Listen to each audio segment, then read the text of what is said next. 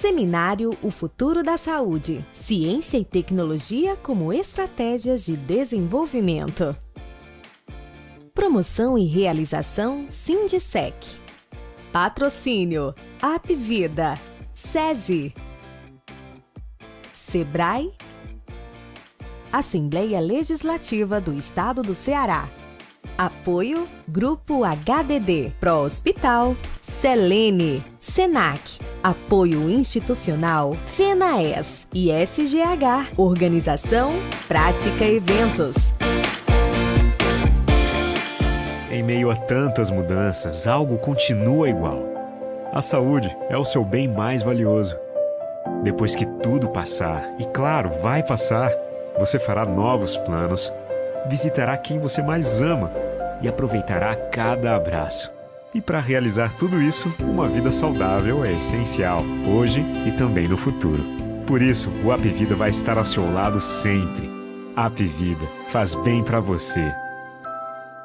Você sabia que o SESI tem serviços de saúde com preços populares? Com o SESI Clínica ficou mais acessível cuidar da sua saúde, com consultas em diversas especialidades médicas, exames laboratoriais, raio-x, ultrassom e outros. O SESI Clínica é aberto ao público e é fácil de encontrar pelo site, pelo app SESI Ceará ou pelo telefone 85 4009 6300. SESI Clínica, Centro, Parangaba e Maracanaú. A Assembleia Legislativa do Ceará sempre fez parte do seu dia a dia. Nesse período de pandemia, não seria diferente. Com a necessidade do distanciamento, inovamos e seguimos trabalhando mais unidos do que nunca em busca do que é melhor para todos os cearenses. Através da internet e da TV, entramos em milhares de casas para levar conhecimento ao maior número possível de estudantes. E destinamos todo o recurso em emendas parlamentares para ações de combate ao coronavírus. Diante da rapidez dos fatos, agimos de forma imediata e responsável. Simplificamos processos, aprovamos projetos, decretos, isenção de contas e muito mais, sempre pensando no bem-estar de toda a população. Juntos, entramos em campanha no combate ao coronavírus. Discutimos e aprovamos medidas que beneficiam as famílias cearenses, principalmente as que mais precisam. Autorizamos a contenção de gastos nos 3 poderes e incentivamos doações à saúde para abono aos profissionais da área.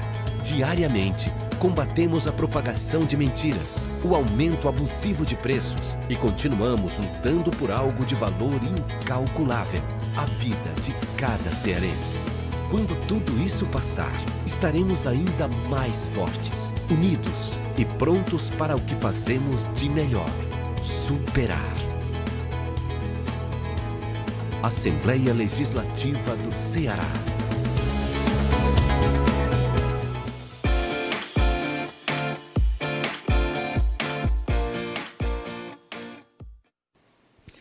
Olá, boa tarde, estamos de volta.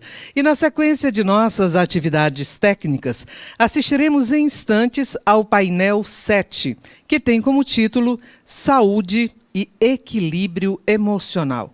Temas extremamente relevantes para a nossa atualidade. Conheçam agora os nossos convidados.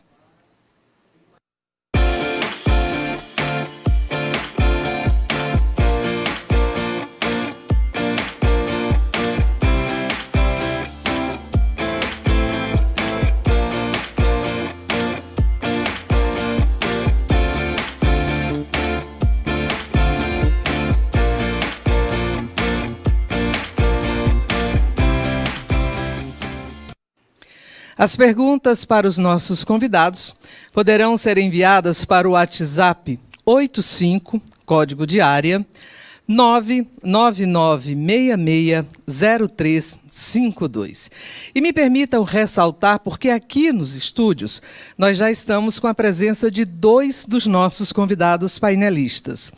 O psiquiatra, Dr. Roberto Nóbrega Teixeira, que dentro de instantes estará aqui conversando conosco, e o ginecologista e professor Dr. Leonardo Bezerra, também outro grande nome. No telão, podemos ter a grata satisfação de receber a professora Marilda Lippe, pesquisadora, fala diretamente de Campinas, São Paulo.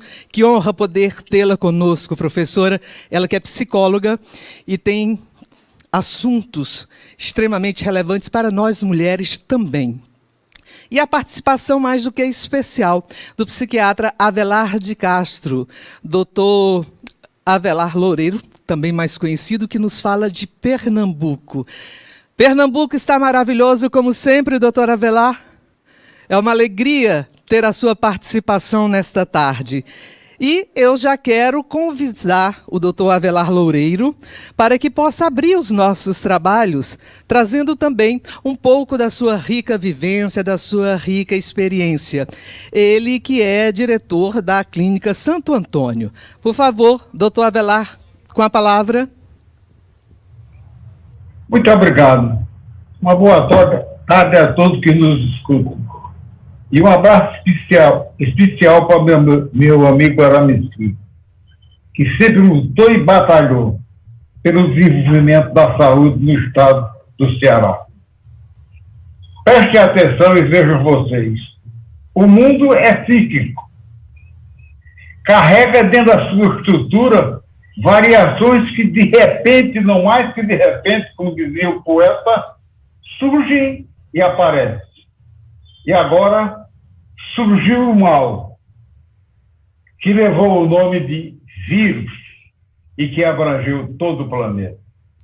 Portanto, um tema jamais seria tão oportuno. Um tema seria de tamanha importância nesse momento que não fosse um estudo, uma apreciação, uma explanação desse infeliz e miserável vírus vigente no presente momento. Aos meus colegas que fazem parte da mesa, quero cumprimentá-los com boa tarde e estar aqui para aprender.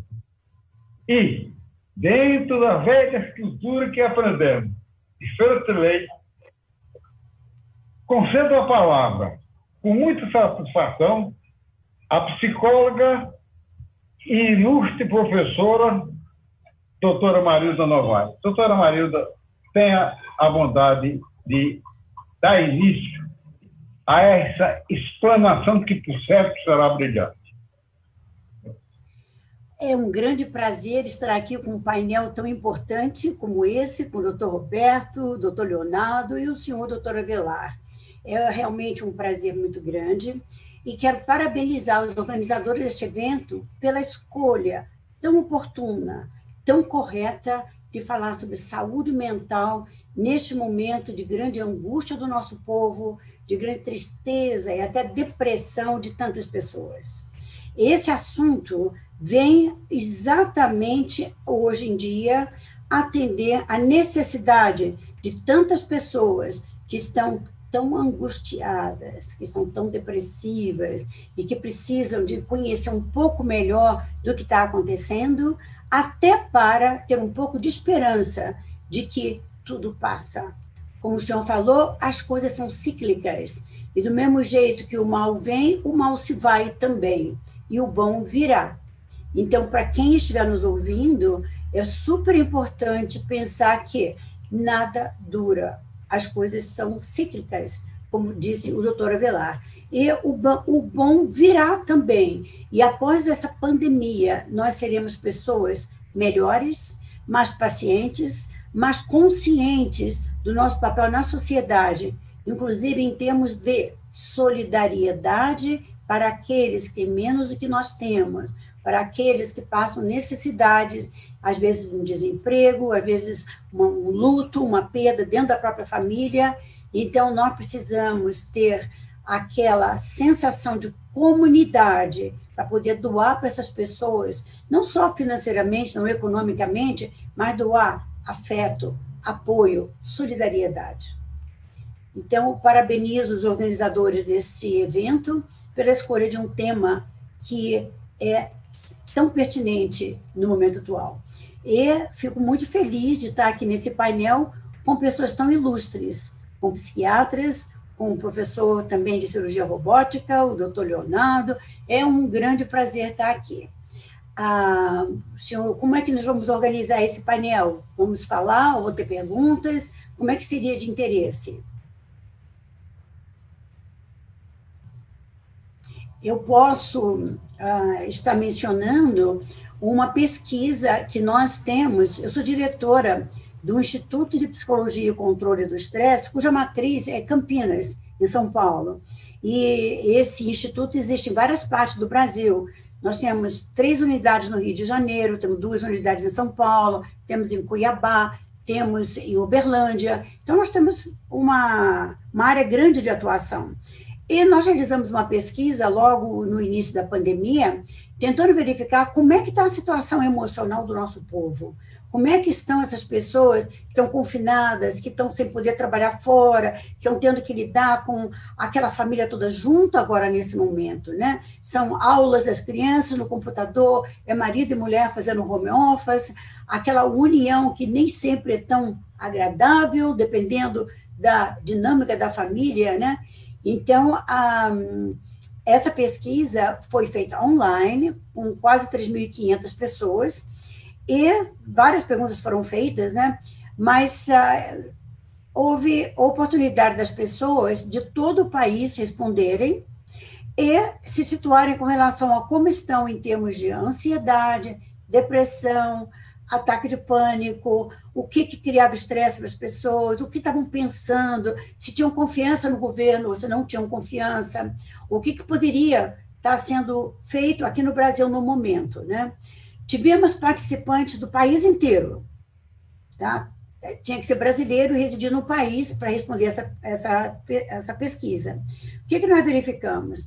Um índice de ansiedade absurdo, muito, muito alto. Acreditem, 57%, mais do que a metade desse povo todo que respondeu, alegando que estava muito depressivo. Tá? Isso aí não é um diagnóstico clínico, não é um diagnóstico feito com aplicação de nenhum teste, mas é um autodiagnóstico. É como a pessoa se sente. E este índice foi comparado, então, com aquele que nós tínhamos antes da pandemia. Porque o IPCS realiza várias pesquisas longitudinais, então, de 3 em 3 anos, o IPCS verifica como está o estresse no Brasil. E comparando esse momento, essa pesquisa atual, com o de 3 anos atrás, nós verificamos um aumento absurdo.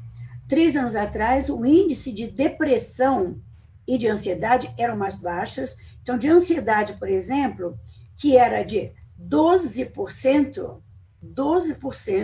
que já é maior do que a Organização Mundial de Saúde alega que é no Brasil, né? Porque a OMS diz que o índice de ansiedade no Brasil seria de 9,3%, mas de autodiagnóstico seria de 12%.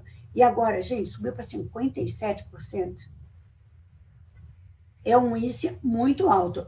Provavelmente, o doutor Roberto, que é psiquiatra né, que está trabalhando diretamente com isso também, deve ter percebido esse aumento, não, doutor? Bom, boa tarde Roberto, a todos. Tá eu me chamo Leonardo Bezerra, sou professor da Universidade Federal de Ceará. A gente tem uma honra enorme estar aqui presente. E o que faz um ginecologista diante de uma mesa de psicanalistas, psicólogos? Na verdade, a saúde da mulher é um tema extremamente relevante. E é exatamente esse personagem, a mulher contemporânea, que está sobrecarregada na sua casa, tendo que lidar com os estudos dos filhos, está lidando com os conflitos relacionais com o seu companheiro ou companheira e, sobretudo, para nós ginecologistas, que, na verdade, nos tornamos os grandes clínicos gerais das mulheres, para quem elas, de fato, recorrem pela ausência desse personagem do clínico geral, ou mesmo do que existia muito nas comunidades anteriores, como os párocos, né? Nós recebemos essa ansiedade, nós acolhemos essa mulher diante de todos esses conflitos. E, para além dos conflitos psicológicos, é importante que a gente também enfoque que muitas doenças de cunho orgânico, elas têm se elevado a sua incidência. Um exemplo clássico são as doenças ligadas à dor. Nessa situação que nós temos no momento, a mulher está sofrendo bastante, porque não só ela que trabalha fora, que em geral já tem uma carga de trabalho bastante grande fora de casa, ela tem que estar agora trazendo essa carga de trabalho muito grande para dentro da sua casa. E isso aí, acumulando as tarefas que seriam de responsabilidade fora de casa, um horário conciso de trabalho, ela agora está colocando tudo isso dentro da sua própria casa, na própria agenda que ela teria para dividir com a família, para fazer os trabalhos de casa. Então, naturalmente, essa situação da mulher está sendo extremamente difícil, doutor. Né? Bom, o professor Roberto, ele está aqui conosco para nos ajudar, inclusive, nessa discussão. A professora Maria fez uma abertura brilhante, falando exatamente sobre essas áreas de preocupação do ser humano, e eu gostaria de ampliar mais esse leque. Né? Professor Roberto, seja bem-vindo ao nosso encontro. A gente gostaria de saber a sua expectativa e a perspectiva da psicanálise, no sentido de avaliar que, mesmo sem haver uma predisposição genética, não é, o paciente ele pode desenvolver um quadro depressivo, causado por circunstâncias, né? Como, por exemplo, hoje em dia, mesmo sem você ter um histórico familiar, mesmo sem você ter antecedentes pessoais de depressão, vivemos uma situação tão fora do comum que é provável que a crise nos gere algo muito mais grave. Boa tarde, eu sou o Dr. Roberto Nobre Teixeira, sou psiquiatra e psicanalista. Tenho um prazer muito grande de participar dessa mesa, que ela é muito atual, principalmente nesse momento que a gente está sofrendo, né, de ficar aprisionado dentro de casa, como diz um cliente meu: doutor, eu estou aprisionado com a chave da porta. Né? Tem um inimigo lá fora que eu não sei como é que eu vou reagir. Então, acho que essa situação foi muito difícil, pegou de surpresa. Né?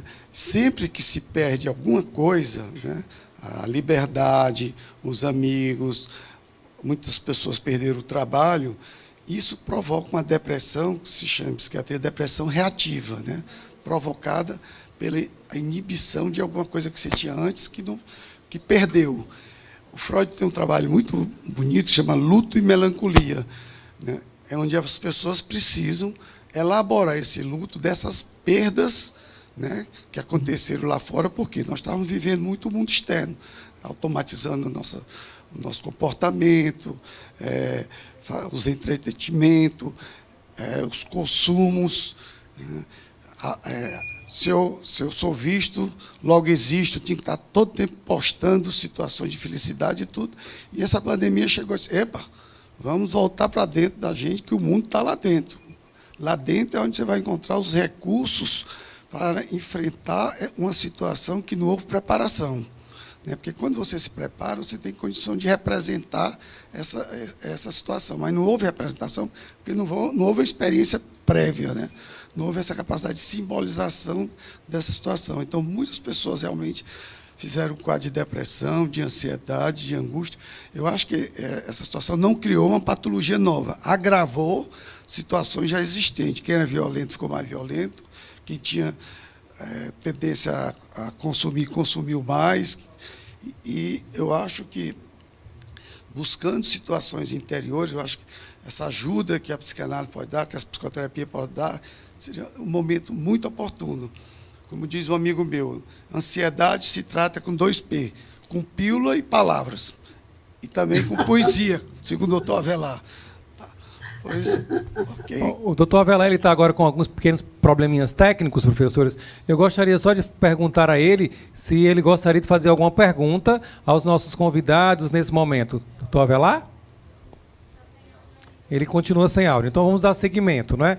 Considerando ainda, professor Roberto, que o hábito é uma segunda natureza, né?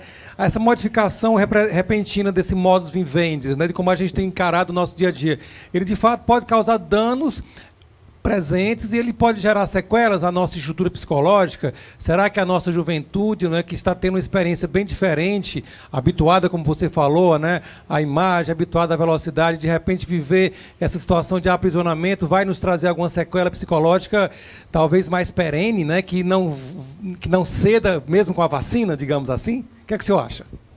Bom, eu acho assim que essa situação, a gente está falando de equilíbrio numa situação atual da pandemia que está se desequilibrando uma situação. É como se fosse o pé da mesa que está ali segurando, nem o pé, o calço da mesa. Essa pandemia veio e chutou o calço. Então, houve um desequilíbrio, né? As pessoas desorganizaram. Eles têm pesquisa nos Estados Unidos com soldados, né, que sofrem de TELP, TELP é o transtorno do estresse pós-traumático.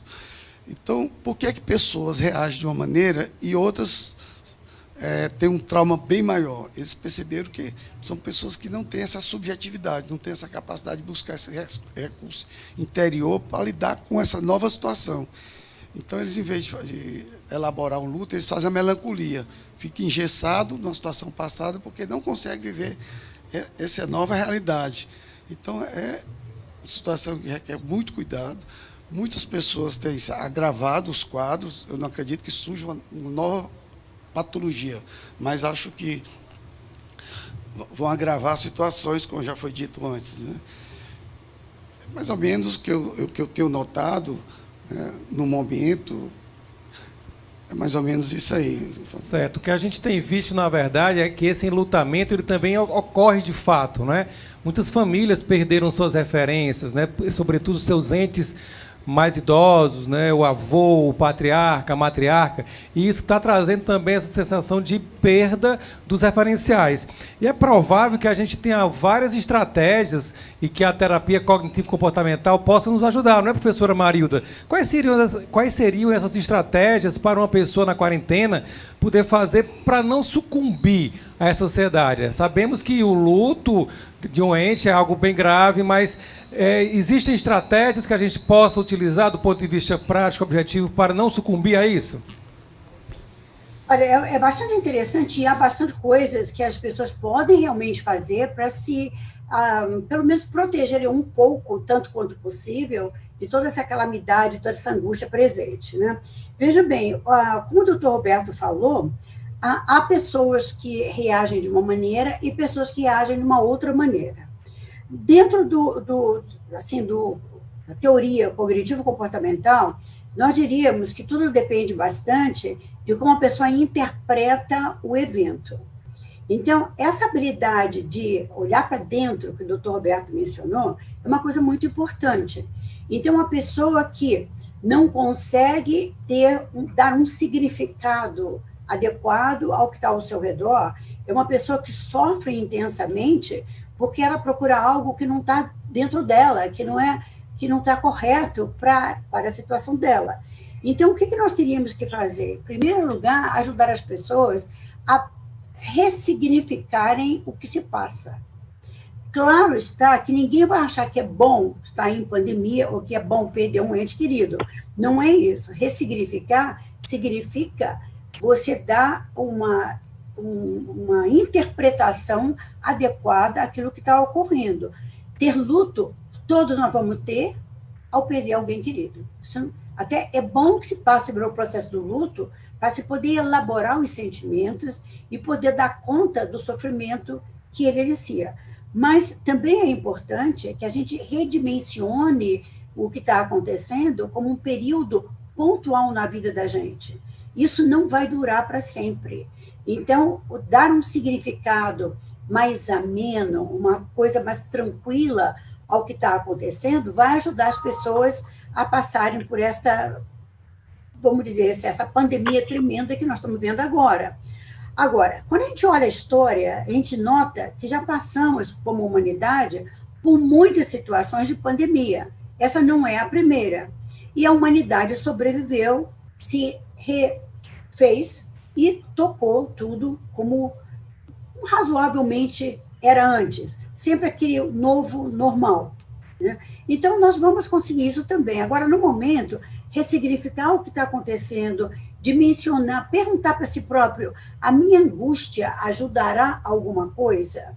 Se eu tomei todas as providências necessárias para me proteger com todos os fatores de higiene, todos os cuidados necessários, a minha angústia acrescentada a tudo isso vai me ajudar ou vai atrapalhar? Como vai atrapalhar? A melhor coisa é a pessoa direcionar o seu pensamento para coisas mais positivas, se engajar em várias atividades, tentar situações lúdicas, tentar pequenos jogos com os filhos, fazer pequenos vídeos, olhar a televisão, ver filmes, ler, aproveitar para ler, aproveitar para fazer um curso. A pessoa precisa se ocupar a mente para que ela não saia voando para coisas negativas e acabe piorando a sua situação.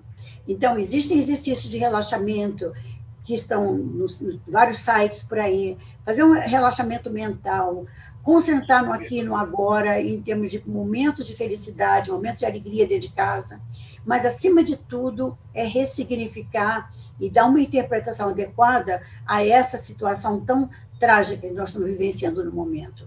Saber que ela é trágica, sim, mas ela é pontual, nós vamos nos livrar dela. O Dr. Roberto, ele poderia nos ajudar do ponto de vista psicanalítico, não é?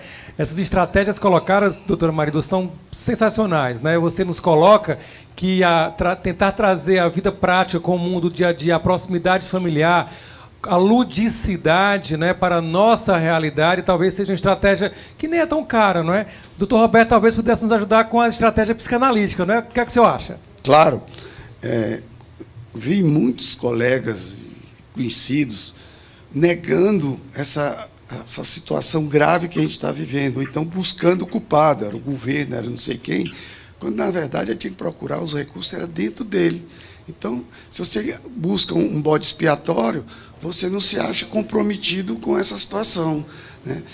E eu queria também só complementar, pessoas que perderam entes queridos nesse período, não deu condições de completar o ciclo. Essa pessoa faleceu, a família não pôde viver aquele ritual, né? Aquele mão no ombro, aquela condolência, não. Perdeu e ficaram sozinhos. Eu lamentei muito para quem perdeu entes queridos. Sabe? Eu acho que essas colocações da doutora Maria muito boas, os que tem que se fazer, né? Procurar viver o presente, fazer uma escolha de viver bem, né? Não querer dominar tudo, né? Querer que as pessoas sejam iguais a você, se achar como tudo você sabe. Não, é um período de humildade, de reconhecimento.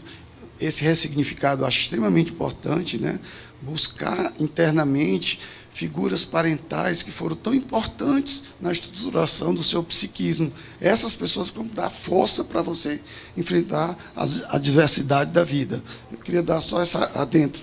É importante a gente notar que a recuperação da família, a recuperação dos entes, né, pela proximidade maior. Não é? Hoje a gente tem convivido mais com os filhos, com os parentes em casa, tem se jantado, almoçado mais em família, e são elementos que a contemporaneidade nos expulsou de casa, não é? Uhum. Quantos de nós deixou de estar com a família, enfim. O doutor Avelar, ele está presente, eu acho que ele pode agora nos ajudar com essas estratégias. Na sua visão, na sua larga experiência, professor, como é que a gente pode lidar, que estratégias utilizar diante dessa pandemia?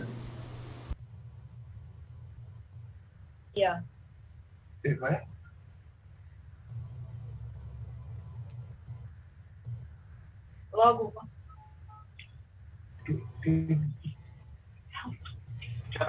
Pode repetir, por favor? A gente gostaria de saber a opinião do doutor Avelar, né, pela sua larga experiência, sobre as estratégias que nós devemos utilizar no nosso cotidiano para lidar com essa situação tão calamitosa de isolamento social. Difícil responder a sua pergunta.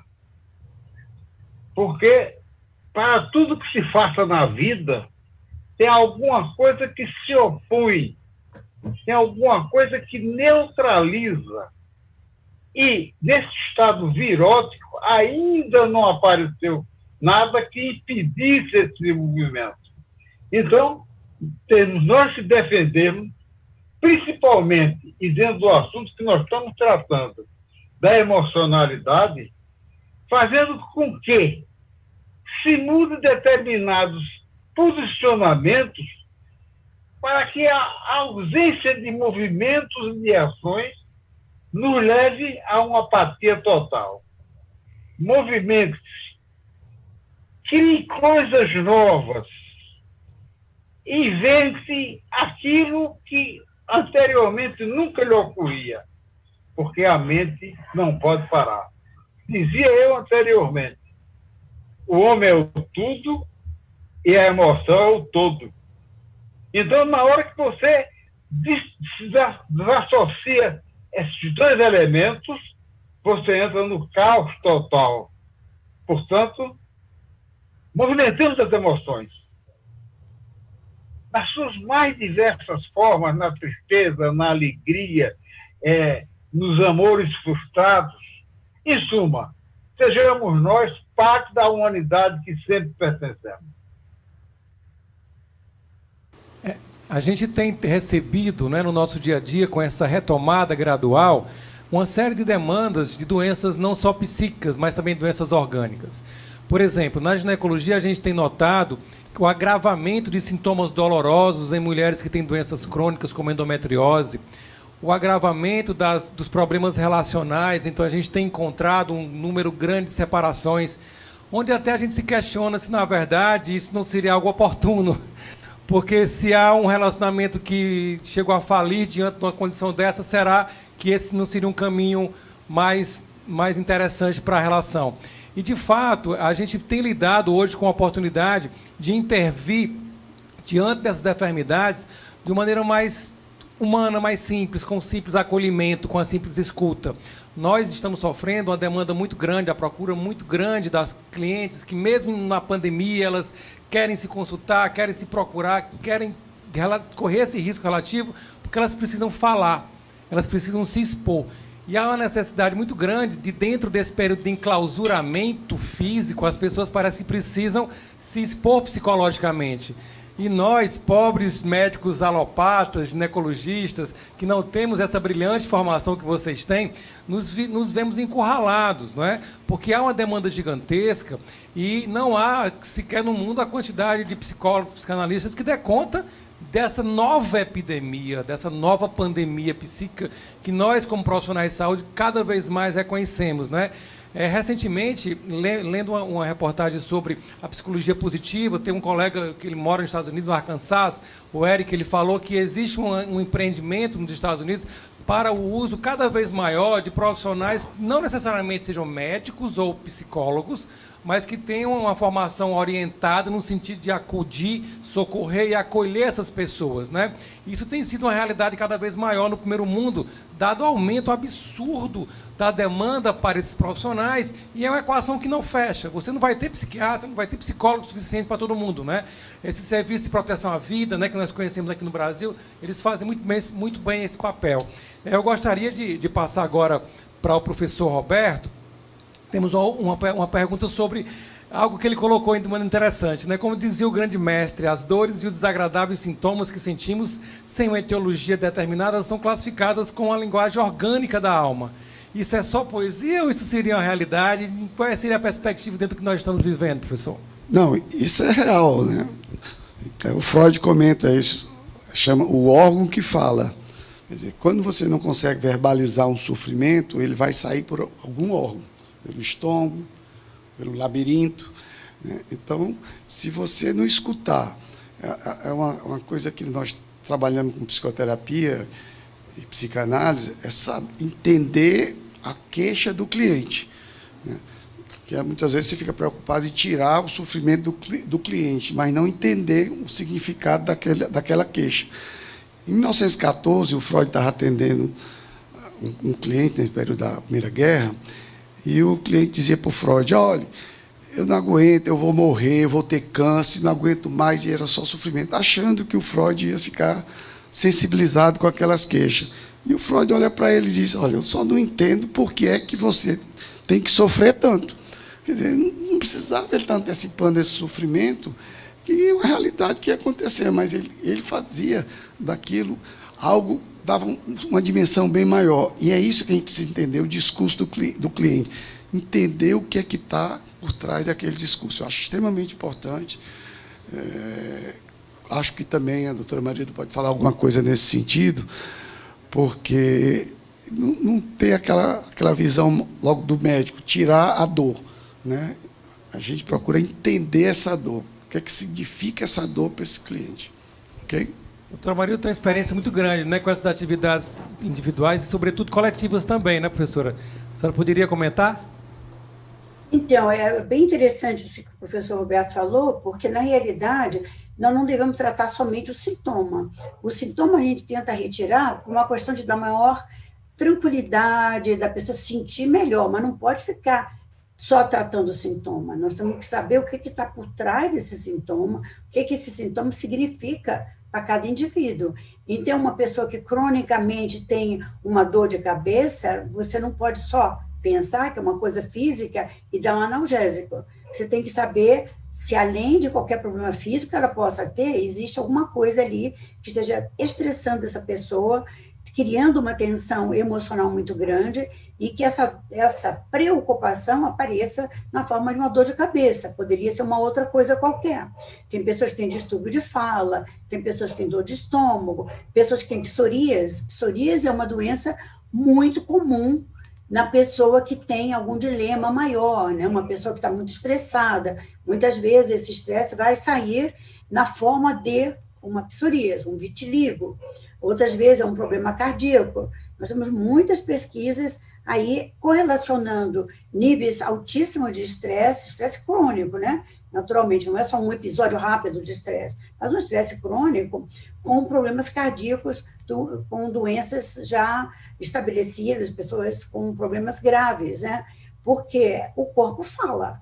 O corpo fala quando você não escuta a sua dor emocional.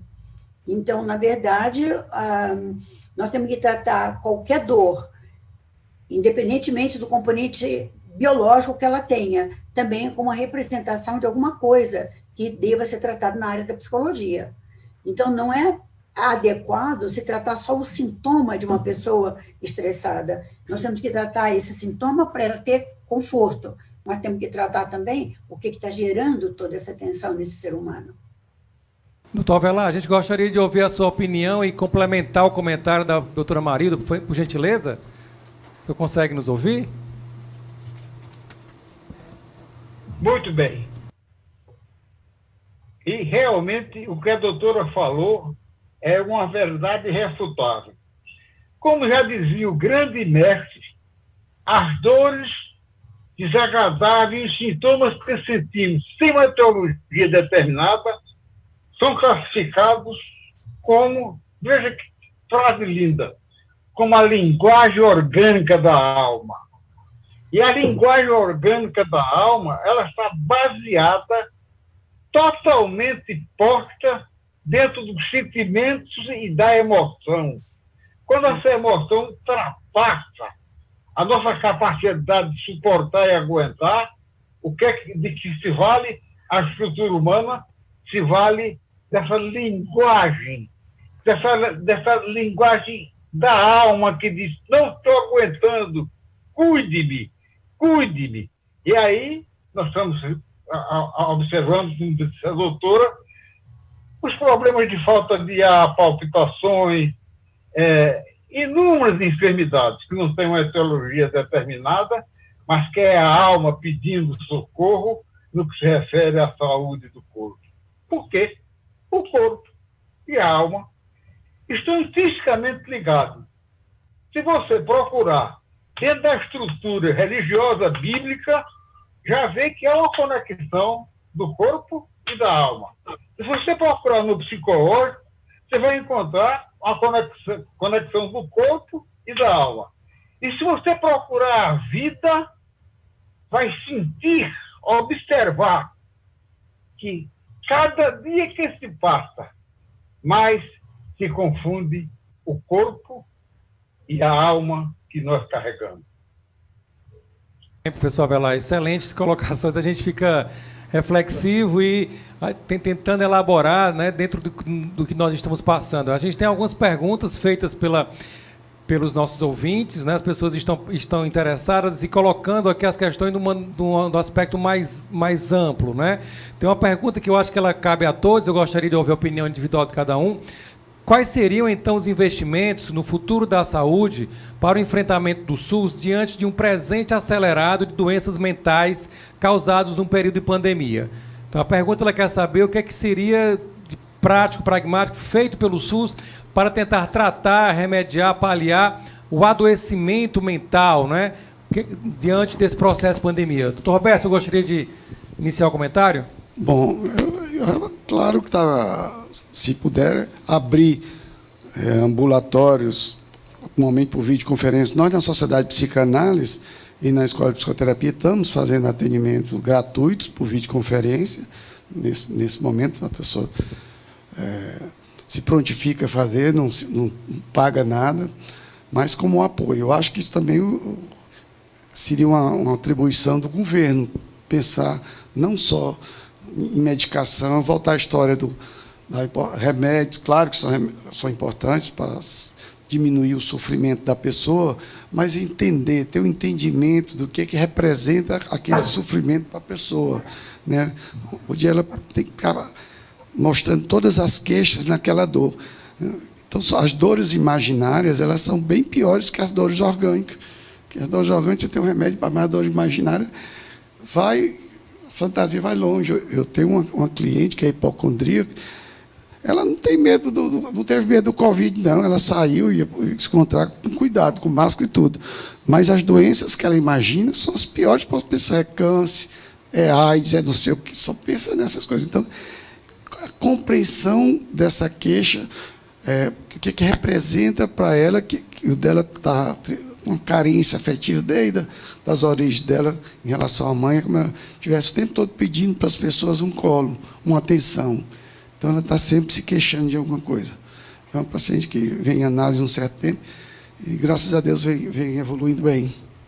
Doutora Maria, a senhora que tem uma experiência muito interessante, né, do ponto de vista do tratamento do estresse. Você comentou antes, no início, sobre a sua estratégia, né, corporativa, né, que inclusive tínhamos aqui em Fortaleza uma sede sua. No âmbito do SUS, você acha que nós temos estratégias que estão sendo implementadas objetivamente hoje em dia? Eu acho que nós poderíamos fazer muita coisa no SUS de uma maneira muito rápida, muito objetiva, que poderia diminuir substancialmente a incidência de transtornos mentais do momento. Seria um tratamento rápido para o controle do estresse. Por que isso? Eu preciso aqui explicar a razão. O estresse não cria uma doença mental. O estresse não é uma bactéria, não é um vírus, não cria doença nenhuma. O que o estresse faz é desencadear, é abrir a porta para doenças prévias que estariam latentes naquele ser humano, predisposições que essa pessoa já tivesse, mas o estresse abre a porta. Então, o que ocorre? Essas doenças geneticamente programadas começam a entrar em ação. E, já que o estresse está na base desse desencadeamento desses transtornos mentais, nós poderíamos ir diretamente à fonte e trabalhar uma redução do nível de estresse para ver se, com essa redução, fosse viável reduzir também a ansiedade, as crises de pânico, a depressão. Logicamente, há casos que estão muito avançados e precisaria de um tratamento mais a longo prazo. Mas para as pessoas que estão começando agora nesse transtorno todo, nessa angústia, né, você vê 57% de pessoas dizendo que estão ansiosas. E na área de depressão, a incidência passou para 27%. É muita gente depressiva. Sabe quantas pessoas disseram que tinham crises de pânico, que é algo devastador? Né? Antigamente, 5% das pessoas diziam ter crises de pânico. No momento, 14% dizem que tem crise de pânico. Então, essas crises de pânico, essa depressão, essa ansiedade, pode estar sendo desencadeada pelo estresse excessivo, o medo do presente, o medo do futuro. E se nós formos à base, o SUS pode ter esse tratamento até em grupo.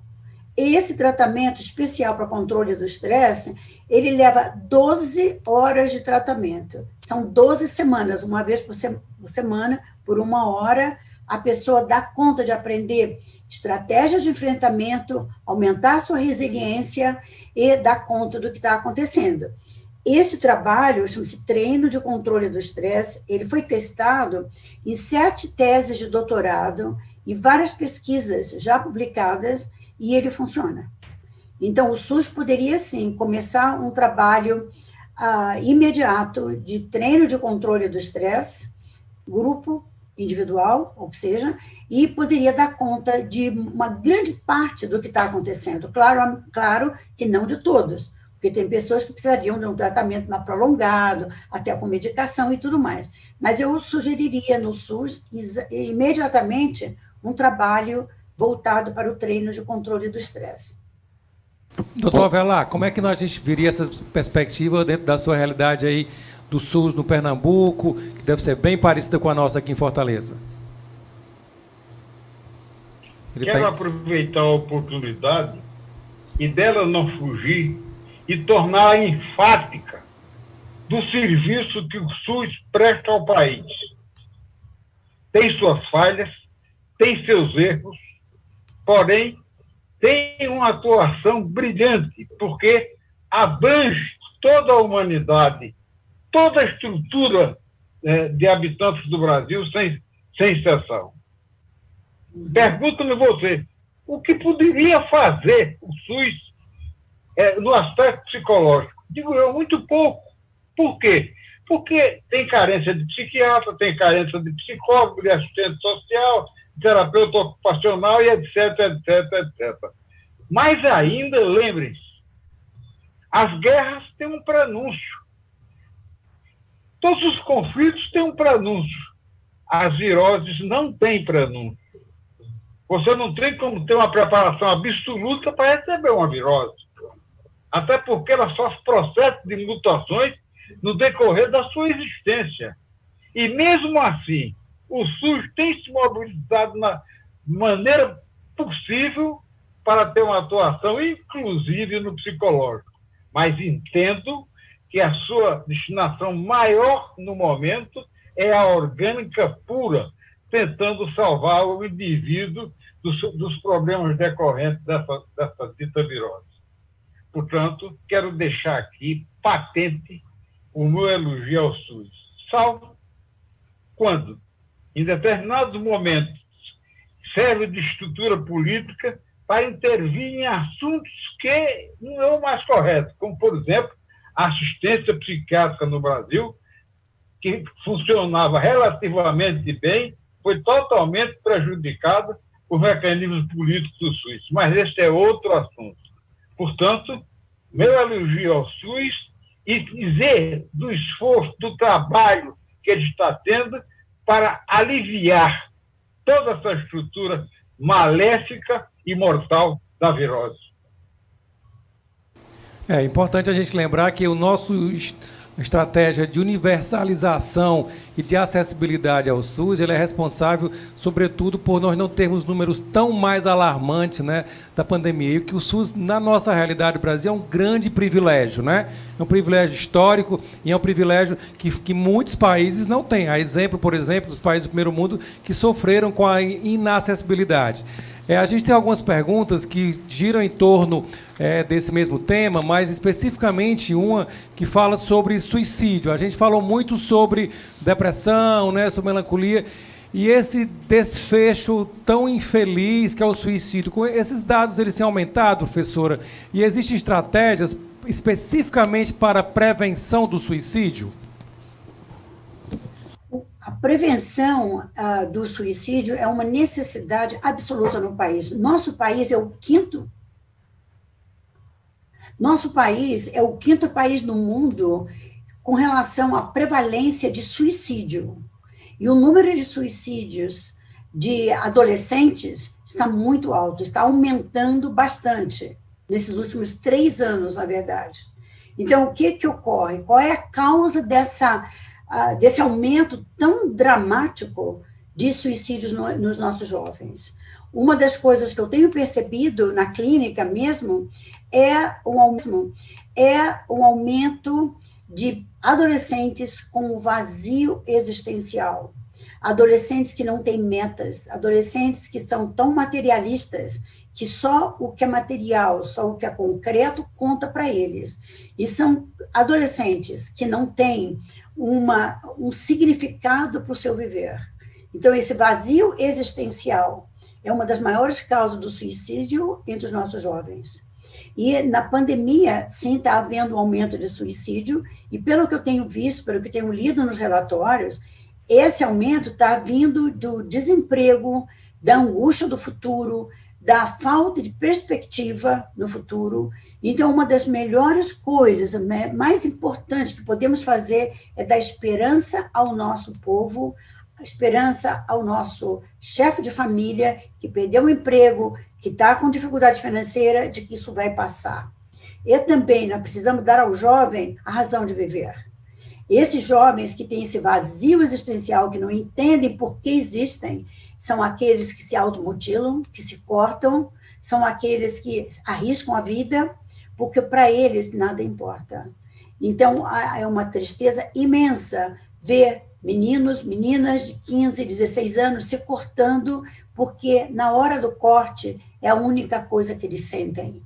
Isso é muito triste. E nós precisamos mudar as práticas parentais no nosso país. Nós precisamos ser menos materialistas. Precisamos dar às crianças, desde pequenininhas, uma razão de viver, um norte, uma meta, um objetivo. Não importa a classe socioeconômica, não importa o nível intelectual. Cada um precisa ter uma meta, cada um precisa ter um significado no contexto do mundo ao seu redor. E quando a pessoa não tem nenhum significado, o suicídio parece um escape muito fácil, que não é, e principalmente para as famílias que ficam, para as pessoas que amam a pessoa que cometeu o suicídio, é uma coisa dramática. Mas nós precisamos dar significado para as pessoas e esperança de futuro. Muitas elas vêm girando muito em torno desse tema, as pessoas estão preocupadas com a depressão, com o estresse, com o suicídio, e assim, nessa mesma sequência, algumas perguntas relativas ao cuidado que a gente tem que ter com o ente que fica. Como acolher, como a psicanálise tem tido esse olhar, doutor Roberto, para aquele ente que ficou, né, que perdeu o seu parente na pandemia e que ainda continua isolado, ou seja, a pandemia não acabou, causa mortes que está aí no meio da rua. Como acolher, como é que a psicanálise lida com esse ente vivente, esse que ficou? Eu queria, antes de responder essa pergunta, complementar o que a doutora Marilda falou, que é um assunto que me interessa muito. Eu tenho até um trabalho sobre depressão e suicídio na adolescência. Está aumentando no mundo todo, né? Os adolescentes estão muito sozinhos. Essa semana eu atendi um adolescente que ele disse: doutor, eu deixei de viajar porque eu fiquei jogando nos jogos eletrônicos com os amigos, disputando. Ou seja, eles estão muito isolados dentro do quarto. O adolescente não vai mais para as festinhas, fica trancado dentro dos quartos. E os estudiosos estão percebendo que no adolescente, tinha até um livro famoso do Maurício Nobre que chama Crise Normal da Adolescência. Hoje em dia eles estão chamando crise depressiva de elaboração de luto. O adolescente perde os pais de infância, perde o corpo da infância, perde a identidade da infância, quer dizer, busca de uma profissão, uma pressão dos pais, uma pressão do colégio, de um desempenho, né? E isso pega o adolescente extremamente vulnerável. O que acontece? Ele precisa ter uma definição para poder fazer uma escolha. Então, qual é o que está mais próximo deles não perderem esse domínio? É buscar no suicídio. Então, isso tem acontecido, a gente tem que ter muito cuidado, a nossa sociedade tem que se preocupar bastante, porque não é só no Brasil, é no mundo todo. E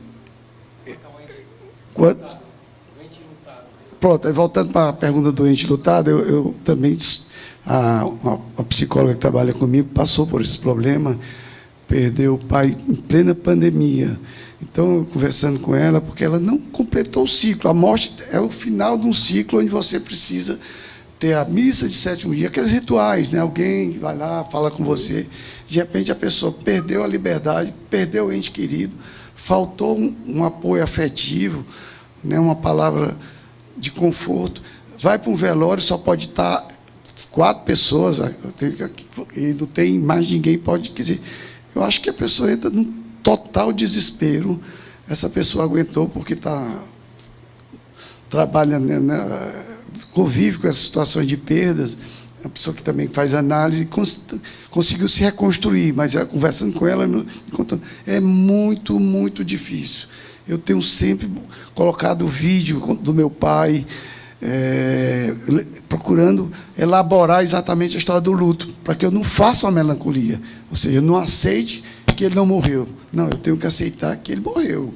Essa é a nova realidade. Agora eu vou buscar recursos dentro de mim, o ressignificar isso, para que eu possa, dentro das minhas limitações, ter uma elaboração melhor dessa perda que foi tão importante para todos nós.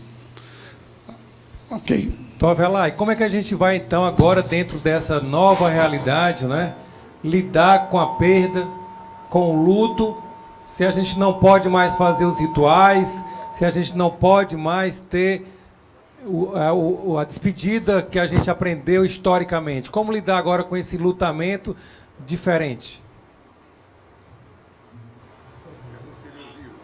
O senhor me ouviu, doutor Avelar? Por gentileza, repita o final da frase. Esse lutamento diferente, né? Não podemos mais fazer velório, todas aquelas tradições que historicamente associamos à despedida, né?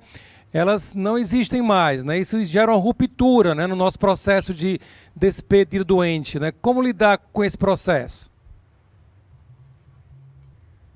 O hábito é uma segunda natureza. Repito, o hábito é uma segunda natureza. E toda vez que nossos hábitos são de alguma forma prejudicados, nós pagamos um preço. Mas a natureza, na sua sabedoria, procura alguma coisa que possa eventualmente substituí-lo. Veja os colegas, não se pode ir ao velório, não se pode ir à missa do sétimo dia, mas os elementos eletrônicos começam a substituí-lo. Não de uma forma permanente e eterna, mas dentro da transitoriedade. A grande estrutura da espécie humana é o ato da se adequar à circunstância nova.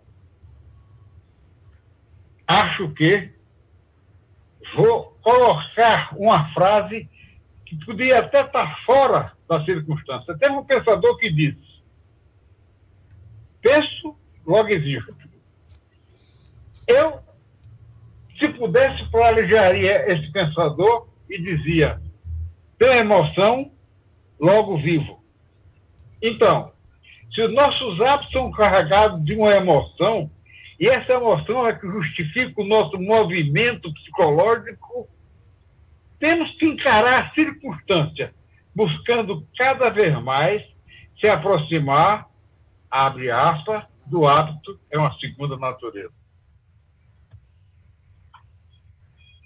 Eu queria fazer uma pergunta para a doutora Marilda. Eu fico nas minhas reflexões, será que a pós-pandemia vai ser muito diferente da pré-pandemia? Será que nós vamos sair dessa situação com mais compaixão dos outros, né, com mais cuidado com outros, ou é só questão de tempo e volta à época da pré-pandemia? Qual é a sua reflexão sobre isso? Doutor Roberto, essa é uma pergunta que eu tenho me feito bastante, porque muita gente fala assim, eu quero voltar ao normal, quero voltar ao normal. O que é voltar ao normal? A gente se modifica, tudo se modifica. Eu acho que voltar àquele normal que era antes, igualzinho, não vai ocorrer. Algumas pessoas, doutor, algumas, vão se sensibilizar para a necessidade de uma mudança, inclusive em termos de valores, né, de crenças, de valores. Mas, pensando nisso, eu fui rever algumas coisas referente ao pós-pandemia, pandemias anteriores. E o que a gente registra nessas pandemias passadas? Há uma mudança temporária de alguns valores, de alguns modos de se comportar na sociedade, e depois, doutor, as coisas voltam praticamente ao que eram antes, em termos de valores, em termos de princípios. Por quê? Porque o doutor Avelar falou uma coisa importante aí. Hábitos. Os hábitos têm uma força imensa. E se os novos hábitos não forem alimentados, a tendência do ser humano é voltar aos hábitos antigos. Então, eu acho que pessoas mais esclarecidas, pessoas que param para refletir, pessoas talvez até que tenham perdido gente na família, essas pessoas acho que vão ficar mais sensíveis a mudarem alguma coisa na sua personalidade, no seu modo de ver o mundo e de agir na comunidade. Mas a grande maioria que não para pensar, que não para refletir, que está realmente ansiosíssimo para voltar a tudo que era antes, eu acho que vai voltar com toda a força e a mudança vai ser temporária. Como a gente percebe em pessoas infartadas. Eu tenho feito bastante trabalho com pessoas infartadas e o que eu tenho verificado? Após o infarto do miocárdio, as pessoas querem mudar tudo. Eu não devia de fumar, eu não devia ter comido minha linguiça, eu não devia ter feito isso, eu não devia ter feito aquilo. E passa um período em que param de fumar, não bebem tanto, muda uma opção de coisas. Mas, para frente, aqueles hábitos antigos parece que ganham força novamente. E a pessoa, muitas vezes, regride aquilo que era antes. Então, meu medo é que se a pessoa não refletir, se a pessoa não parar para pensar em tudo que a pandemia significa, que essas pessoas vão voltar àqueles hábitos não tão desejáveis de antigamente. Então, bom seria nós fomentarmos a reflexão na nossa população, ajudar as pessoas a entenderem que precisam mudar em alguma coisa, diminuir aquela pressa toda que estava característica da nossa sociedade, né? Todo mundo correndo o tempo todo, né? A falta de contato real com as pessoas, né?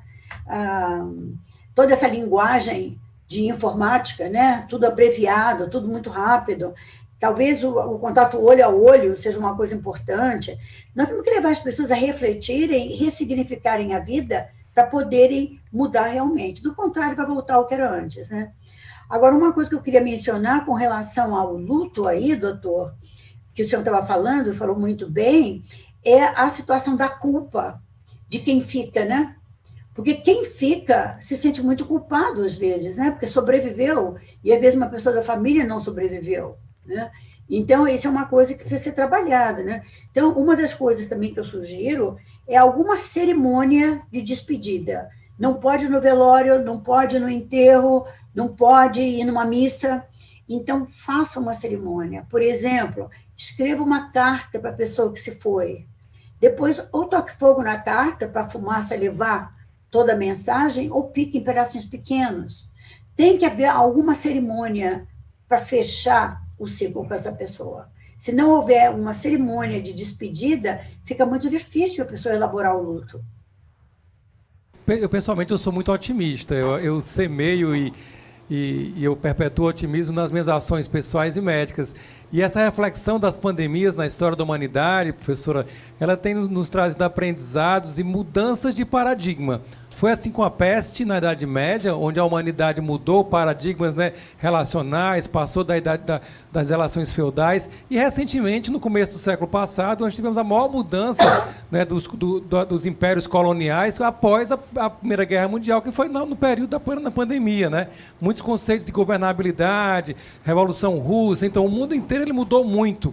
E eu acho que nós hoje somos muito melhores do que nós éramos antes da peste e do que nós éramos antes da pandemia do começo do século XIX. Nós saímos de uma humanidade escravocrata, humanidade colonialista, não é, com conceitos patriarcais, machistas, reducionistas, para uma humanidade mais diversa.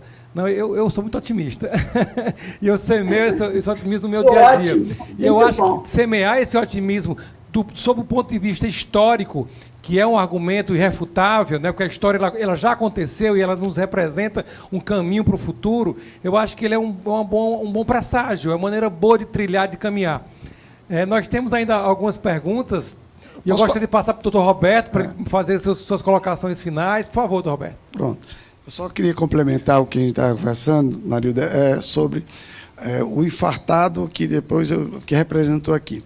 Ele faz algumas concessões enquanto estiver sentindo culpado, que aquele superego fica ali, mas com o passar do tempo, né, aquilo vai esquecendo e a tendência, quando houve modificação na estrutura, ela vai se repetir, né? E não melhora enquanto diminuir essa tirania que está dentro dele, para que ele possa viver, ter a liberdade de fazer essa escolha, né? Eu concordo com isso.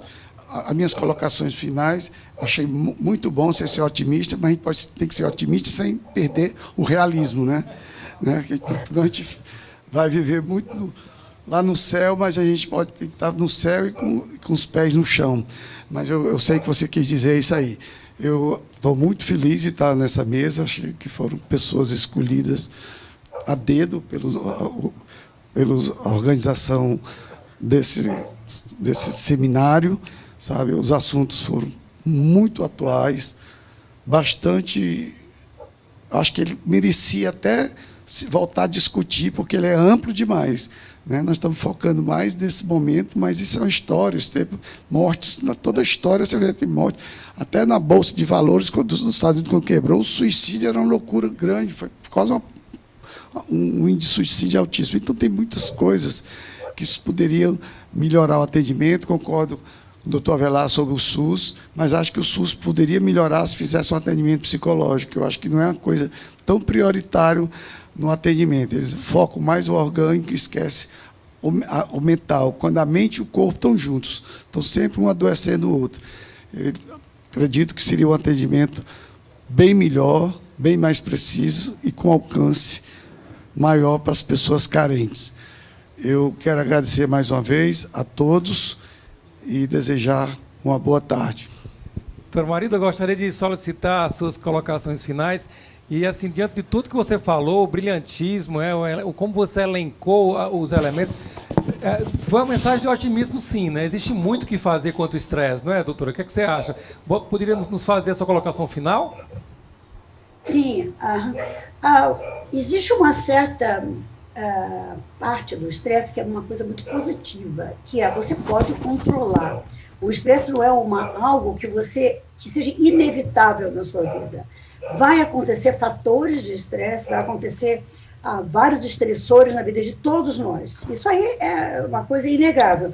Porém, nós podemos aprender a lidar com esses estressores para não chegarmos ao ponto de ter uma doença.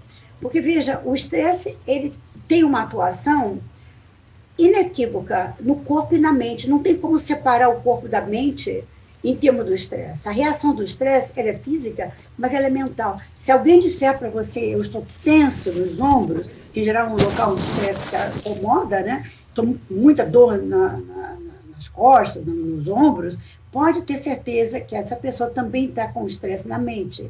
Ela está com tensão na mente. Então, a minha sugestão para nós terminarmos aqui, essa parte, seria para uma resolução mais rápida, para uma contenção mais rápida de toda essa epidemia de transtornos mentais, nós precisaríamos aprender estratégias de enfrentamento do estresse que não são difíceis de serem aprendidas. São coisas bastante simples para conter, pelo menos, a parte da situação que dê para conter. Vai ter gente que vai precisar de mais ajuda? Claro que vai ter, mas nós podemos ser otimistas pensando que dá para controlar, dá para a pessoa ali ter uma vida mais tranquila, aprendendo estratégia de enfrentamento. Eu quero agradecer o convite de estar aqui nesse painel tão interessante. Adorei ouvir o doutor Roberto, ouvir o doutor Avelar, o doutor Leonardo. Realmente tem sido um grande prazer e agradeço muito ter sido incluída nesse painel. Uma boa tarde para todos. Nossa, nós que agradecemos. Doutor Avelar, gostaríamos muito de ver as suas colocações finais e eu já me ponho como um fã incondicional dos seus posicionamentos e do modo como o senhor discursa e discorre seu pensamento. Eu estou extremamente tocado pela sua perspicácia. Você poderia encerrar conosco a nossa tarde? Estou terminando a aula. Acabo de receber grandes lições. Me sinto na obrigação saudável de cumprimentar o povo do Ceará. E, se me permite os presentes, vou sair um pouco do tema, porque gosto muito de um cantador de viola. E o Ceará é um dos berços desses cantadores. Para quem não entende muito, o cantador de viola é aquele cidadão que você dá um tema e ele faz um verso na hora, improvisado. Citarei um que está no livro do professor Leonardo Mota, um dos grandes folcloristas do Ceará, que, numa peleja de viola, antes de iniciar o processo propriamente dito, eles tomam uma cachaçinha para esquentar a goela, como diz o Matuto. E a essa altura chega um fazendeiro, puxa uma nota de 500 mil reais, que era a nota de Floriano Peixoto, era a maior nota que existia, e disse: darei 500 mil reais a quem me responder em verso quem é maior do que Deus. Ora, nós sabemos que o Matuto é misto, que ele não trabalha no dia de Santa Luzia porque cega, ele obedece todos os preceitos da Sexta-feira da Paixão, e aí segue. O fazendeiro insistiu e disse: dou 500 mil reais a quem responder em verso quem é maior do que Deus. Quando ele fechou a boca, recebeu a seguinte resposta: eu sou maior do que Deus. Maior do que Deus eu sou. Eu sou maior no pecado, porque Deus nunca pecou. Que o vírus vá e que o povo do Ceará fique bom, amável, como sempre foi e é. Boa tarde e muito obrigado. Nós te agradecemos e nos despedimos aqui com aplausos, né? Temos que inventar uma tecnologia para simular os aplausos também. E com abraço, todo mundo mandando abraço aqui para todos, né? Para o Avelar, para a Marilda. E é um grande prazer estar aqui, eu agradeço demais. Tive um grandíssimo aprendizado e eu lhes digo com sinceridade, estou mais otimista. Além dos conceitos que eu trago, eu percebi que existem pessoas que, como eu, fazem, pensam e agem muito em prol do próximo. E isso é algo que nos enaltece e alimenta o nosso otimismo. Enquanto existem pessoas como a professora Marilda, o doutor Adelar, o doutor Roberto, que estão preocupados com a saúde mental dos outros, eu nunca deixaria de ser otimista. Dona Norma, vamos terminar aqui a nossa orientação. Vamos aqui dar sequência, já deixando aqui doutor Avelar, doutora Marilda, doutor Roberto, doutor Leonardo, um abraço mais do que carinhoso do doutor Aramis Pinto, que está aqui no estúdio conosco e quer deixar uma mensagem aos senhores que participaram e daqui a pouco eu volto, por favor. Olhe, apesar de todo esse tempo, de toda essa estrada que eu tenho percorrido, eu vou dizer que vou saindo desse painel rejubilado pela grande profundidade com que ele foi delineado durante esse pouco espaço de tempo. O nosso sindicato, ele tem esse evento que é um evento anual. Então, vocês se preparem, porque nós vamos, se não fizermos no painel do ano que vem, presencialmente, qualquer um outro evento que tiver, eu vou incluir essas figuras brilhantes que conseguiram deter a atenção não só dos presentes aqui, mas todos aqueles nossos amigos e aquelas pessoas em todo o Brasil que se inscreveram pelo YouTube do Sindicec para participar desse painel. O meu muito obrigado a vocês todos, em especial ao meu professor Avelar Loureiro, que é quem eu tenho uma referência muito grande na área da psiquiatria. Muito obrigado e boa tarde a todos.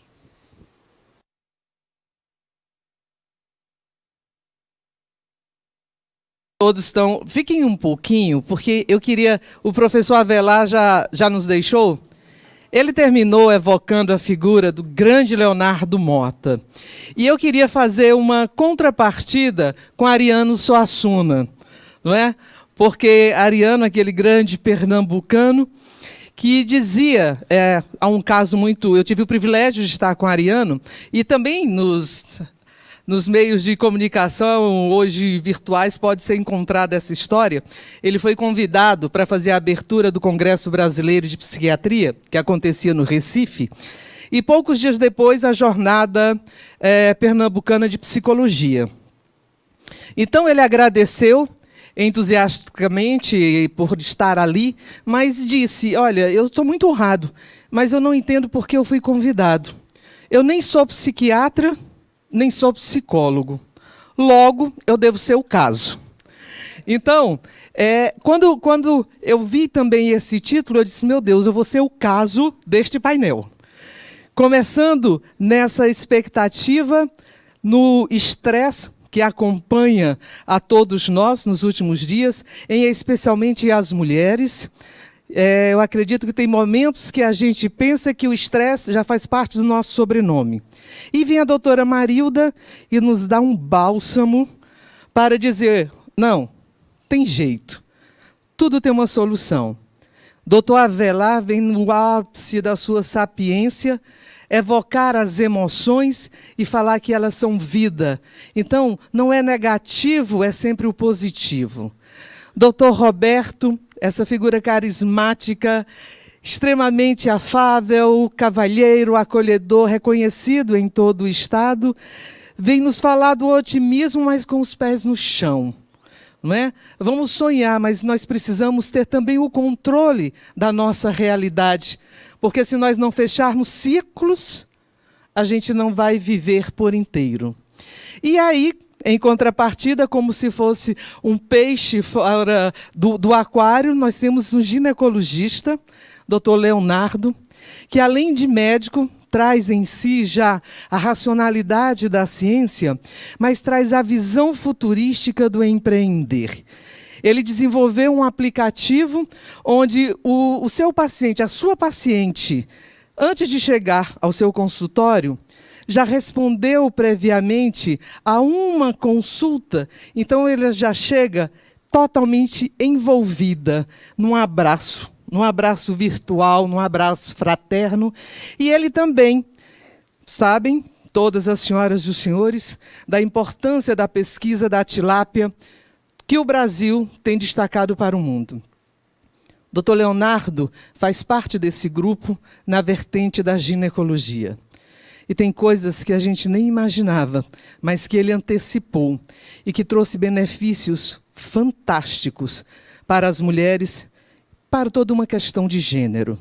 Então, é uma tarde mais do que especial.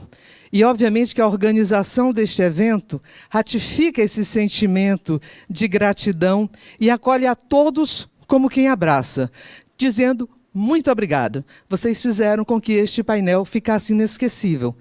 Cada pergunta mais parecia um congresso que poderia estar começando, de tanta profundidade. E a gente sai com a alma leve. Muito obrigada pela participação das senhoras e dos senhores.